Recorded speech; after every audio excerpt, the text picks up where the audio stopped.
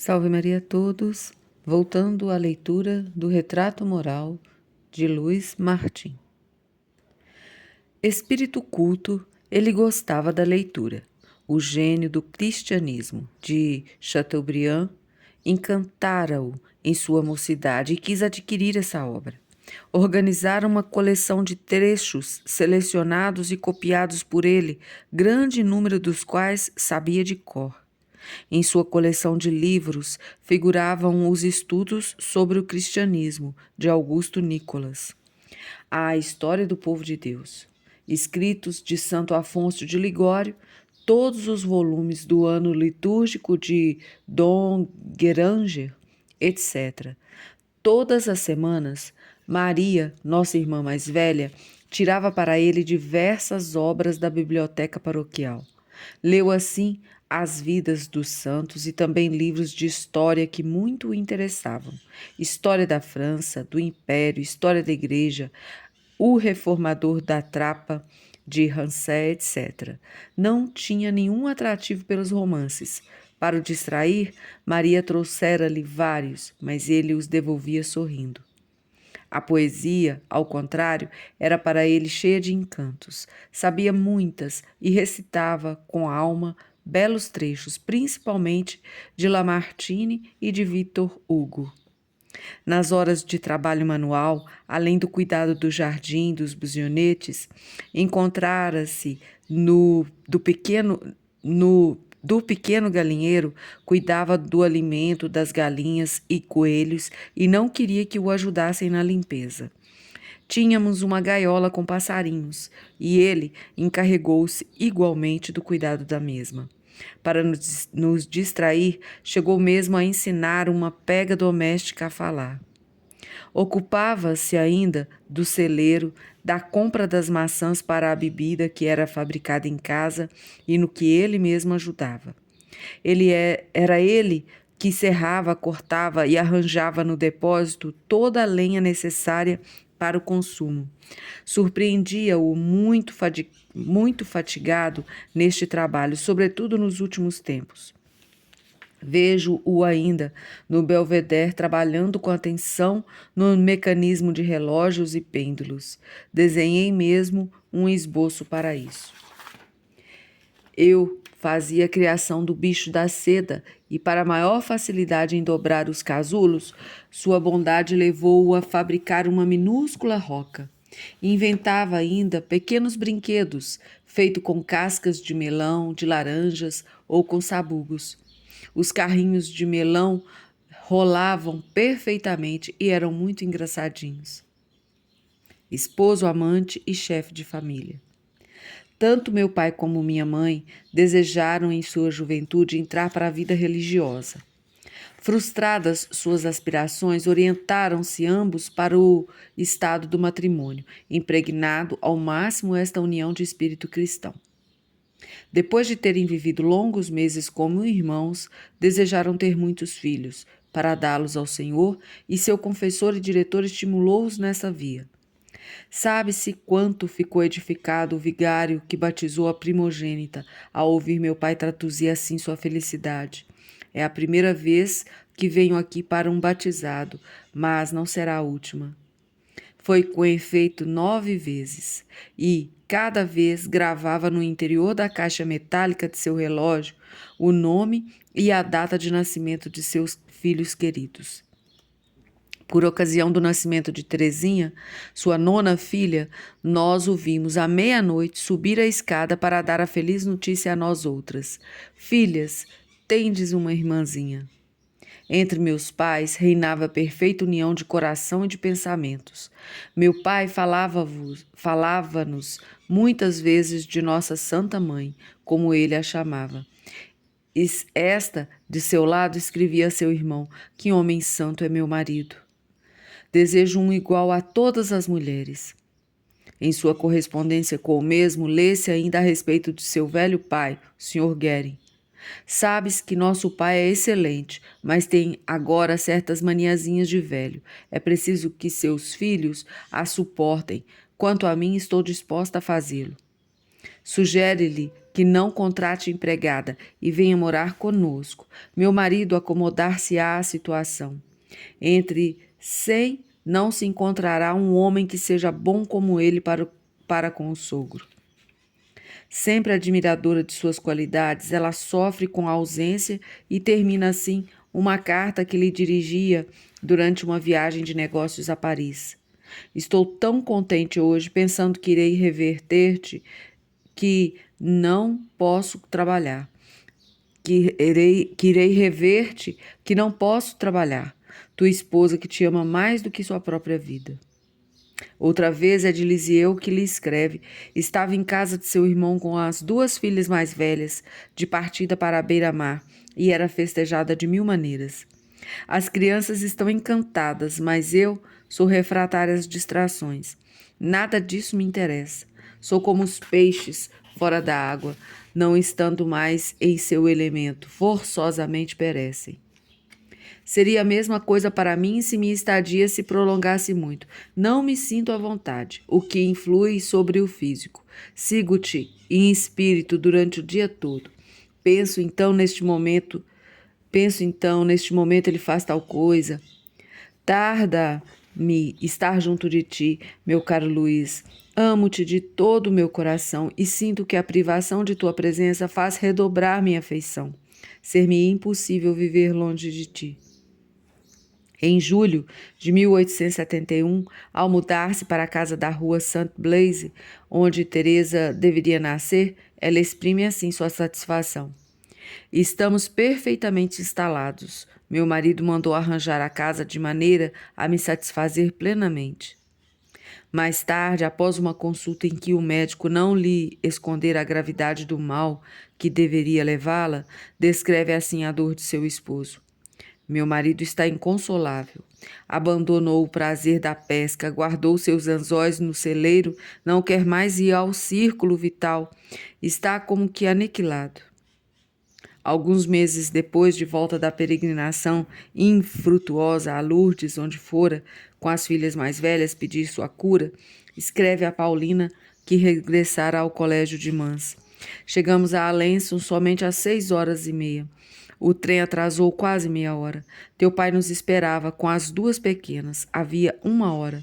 Alegrou-se ao nos rever, embora estivesse muito triste. Passara momentos penosos desde quinta-feira, esperando a cada instante a famosa missiva. Cada toque de campainha o sobressaltava. Também contava com ele, que tinha um coração tão terno para substituí-la junto de suas filhas, caso ficassem órfãs, e com medo encarava o futuro. Se tiverem a infelicidade de perder o pai, a união perfeita desses pais modelos estava sempre orientada para o pensamento da vida eterna. Pode-se julgar, por essa observação feita por ocasião da doença de nossa irmã Leônia, que, em seus 2 primeiros anos, esteve quase sempre entre a vida e a morte. Animados por nossa tia visitantina, irmã Maria Dositeia, solicitaram a intervenção de Santa Margarida Maria. Se for para ela se tornar uma santa, disseram então meus pais, curai-a. A melhora quase súbita recompensou a fé. De comum acordo, quiseram que todos os seus filhos, até mesmo os 2 pequenos José, tivessem como primeiro nome de Maria. Papai propusera que as crianças usassem o tratamento vós para os pais, como vira em sua casa, mas objetando mamãe que com o vós tão distante crescia menos amada, ele aqueceu logo. Fez o mesmo quando se tratou de levar as 3 mais velhas a Lourdes. Minha mãe escrevia a Paulina. Teu pai, vendo meu desejo, consentiu imediatamente. Desde nossos mais ternos anos, tinham por nós uma grande solicitude. Eis alguns exemplos. Tendo eu nascido após a morte de meus 2 irmãozinhos, não quiseram afastar-me de casa e fui confiada a uma ama de Alençon mesmo. Esta mulher era de uma limpeza e ordem notáveis. Contudo, papai inquietava-se e passava de propósito diante da casa dessa senhora. Ouvindo-me gritar excessivamente quando tinha apenas algumas semanas, entrou e achou-me sozinha em meu berço. Procurou nos arredores e informou-se junto aos vizinhos. A ama fora beber. Soube assim que voltava muitas vezes embriagada e que não me dava o necessário. Já franzina, eu morria de inanição.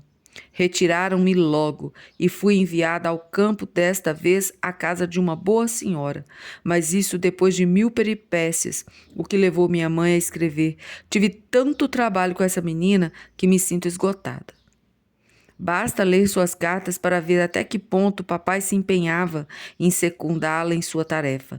Saía às 4 horas da manhã à procura de uma ama para um bebê doente. Acompanhava-a a 2 léguas de Alençon durante uma noite gelada, trazendo seu primeiro José. Ou ainda fazia-se de enfermeiro junto a de Maria, sua primogênita, atingida aos 13 anos de febre tifoide. A respeito dessa doença contagiosa, mamãe escreveu à sua cunhada: se houver alguém a apanhá-la, serei certamente eu ou o pobre Luiz, pois não deixamos jamais a casa e passamos noites inteiras junto dela. E, alguns dias mais tarde, a Paulina: teu pai irá esta manhã fazer uma peregrinação por intenção de Maria. Parte e deseja voltar em jejum. Quer fazer penitência a fim de que Nosso Senhor o ouça. São 6 léguas a pé. Na intimidade, dava-nos frequentemente por afeição apelidos graciosos ou típicos. Maria, a mais velha, era o diamante e a boêmia, por alusão ao seu espírito de independência. Paulina, a pérola fina. Vinha, em seguida, a boa Leônia. Eu era a intrépida. Quanto a Teresa, era sucessivamente a rainhazinha da França e de Navarra, a órfã de Berezina, o besourinho louro, enfim, o buquê. Animador sem par, sabia pôr-se ao nosso alcance, interessando-se por nossos brinquedos, como Henrique IV e Napoleão para com os filhos.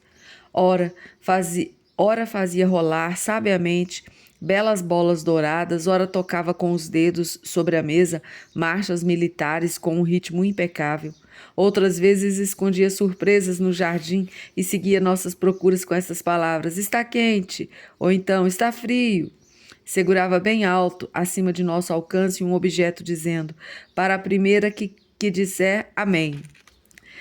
Se à noite, à sombra de um lampião, projetava-se na rua para nos divertir em nossa infância, tombava-nos uma após outra em seus braços para nos fazer saltar. Assim que voltava para casa, na rua Saint-Blaise, Teresa, o Benjamin, acorria para ele, subia num de seus pés e, feliz em sua cavalgadura, passeava assim por toda a parte onde queria. Depois, tomando-a em seus braços, erguia-a bem alto e a fazia sentar-se triunfalmente sobre seus ombros. Mais tarde, nos buzinetes, descia por vezes a escada com sua rainhazinha nas costas, os braços ternamente presos ao pescoço de seu rei querido. Ele possuía uma bela voz e gostávamos de ouvi-lo cantar ou declamar. Ou mesmo imitar a ponto de se confundir o canto variado dos passarinhos. Sabia arremedar com perfeição e Teresa devia aprender dele esta arte, que é preciso dizê-lo, empregou, sempre como ele, com tato e caridade. Sobre a pena da santa, assim como nas cartas de toda a família, encontram-se citações dos refrões, historietas ou provérbios aprendidos com nosso pai. Muitos são em dialeto patóis, normando ou de Auvergne. Tinham-os para qualquer situação. Assim dizia: nas adversidades e contratempos da vida é preciso imitar os bons homens, erguer-se após cada queda e olhar sempre para o alto. Fazendo alusão ao jogo de bilhar, não ao de bolas grandes, então muito em voga. Declarava alegremente, dando à sua reflexão um sentido espiritual: na terra temos uma bela bola para jogar. Ou, acentuando suas palavras: a vida neste mundo é um teatro, cada qual, meu caro, representa seu papel. Como já disse, ele fabricava brinquedos para nós, pois era muito engenhoso e hábil. Em Lisieux, como em Alençon, instalou um balanço e ia ele mesmo balançar sua rainhazinha e achava nunca ir bastante alto. Para contentá-la, era preciso atingir a linha horizontal. De caráter muito alegre, sabia dar vida ao lar. Na intimidade, a alegria sã e verdadeira irradiava a todo instante. À noite, nos buzionetes, junto ao fogo, vigiávamos com prazer as belas maçãs que sobre um tijolo assavam na lareira, ou as castanhas cozinhando sobre as cinzas. Geralmente, após a leitura do ano litúrgico, o jogo de dama tinha primazia. Maria jogava uma partida com papai, dando sempre um jeito para deixá-lo ganhar. Bastávamos para nos divertir. Não saímos de nossa vida de família a não ser para ir, em algumas noites, ao círculo católico. Mas era raro.